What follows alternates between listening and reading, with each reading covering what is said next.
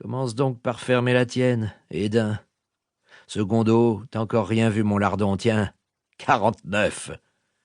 Un cri monta du dehors. Alerte! Hurla une voix. Alerte! Alerte! Le bruit des sirènes éclata, s'enflant et décroissant tour à tour.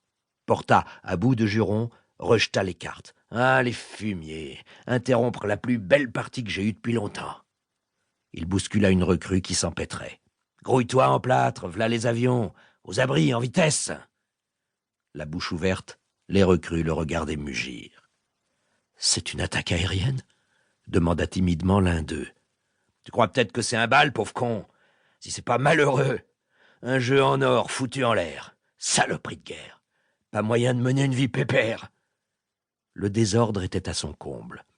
Tout le monde se cognait dans tous les sens. On défonçait les armoires. Le pas lourd des bottes martelait les escaliers. Les jeunes, qui n'avaient pas encore l'habitude des clous, s'étalaient sur le ciment lisse, les quatre fers en l'air, rendus fous de peur par le hurlement des sirènes et piétinés par les camarades qui, eux, savaient ce qui les attendait. Encore quelques minutes, et la pluie des bombes allait rayer la nuit d'encre. « Troisième compagnie, en avant!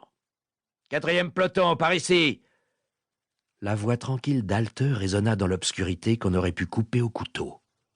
En l'air, le vrombissement des escadrilles se rapprochait. Ça et là, les canons de la flaque se mirent à aboyer. Tout à coup, une lumière blanche, aveuglante, déchira la nuit. Une lumière éclatante qui resta suspendue en l'air comme un splendide sapin de Noël. C'était une fusée éclairante. Dans quelques secondes, ce seraient les bombes. « Troisième compagnie, aux abris !» ordonna la basse profonde d'Edels, le Feldwebel-chef. Les 200 hommes de la troisième compagnie se culbutèrent dans les tranchées abris, derrière les talus de terre. Personne ne voulait des caves. Nous préférions tous le ciel ouvert à ces pièges à rats. Et subitement, l'enfer se déchaîna. On entendit des hurlements dans le fracas d'explosions monstrueuses. La ville, sous le tapis des bombes, devenait rouge sang, et le formidable incendie illuminait jusqu'à nos fossés.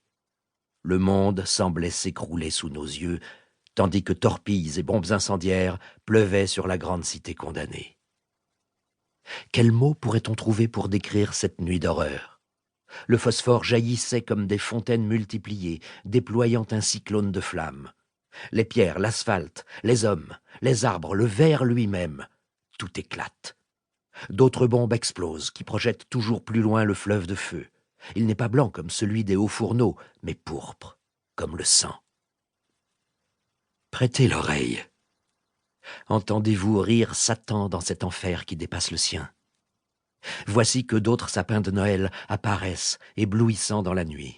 Les bombes redoublent, la terreur hurle sur la ville, tapie au-dessous d'elle comme un animal tremblant marqué pour la mort. Les hommes, telle une vermine, cherchent les fentes, les moindres crevasses pour sauver leur vie. Mais sous la radieuse lumière, ils peuvent dire une ultime prière, car ils vont mourir déchirés, écrasés, étouffés, consumés dans le creuset monstrueux. Avec désespoir, ils s'accrochent encore à cette vie qu'ils étreignent malgré la guerre, la faim, les privations, malgré la terreur. La flaque ridicule de la caserne aboyait en bégayant vers les bombardiers invisibles. Le règlement ordonnait de tirer, alors on tirait. Mais on pouvait être sûr d'une chose. Pas une de ces forteresses volantes n'en serait égratignée. On entendait, pas très loin, un cri strident ininterrompu et une voix qui pleurait, appelant un infirmier. Des bombes avaient dû frapper un des blocs de la caserne. « Doit y en avoir de liquidé là-dedans », murmura Pluto, qui gisait sur le dos dans le fossé, son casque sur les yeux. À souhaiter que ce soit des gueules nazies. « C'est pas croyable ce qu'une ville comme ça peut brûler », interrompit Müller, qui se souleva et jeta un coup d'œil sur la mer brûlante des flammes. « Bon Dieu! Qu'est-ce qui peut bien griller comme ça? Des grosses femmes, des minces, des hommes maigres ou des outrabières, des gosses sages et méchants, des jolies filles, dit Stige, qui essuya son front en sueur. Un assortiment, quoi. Oui.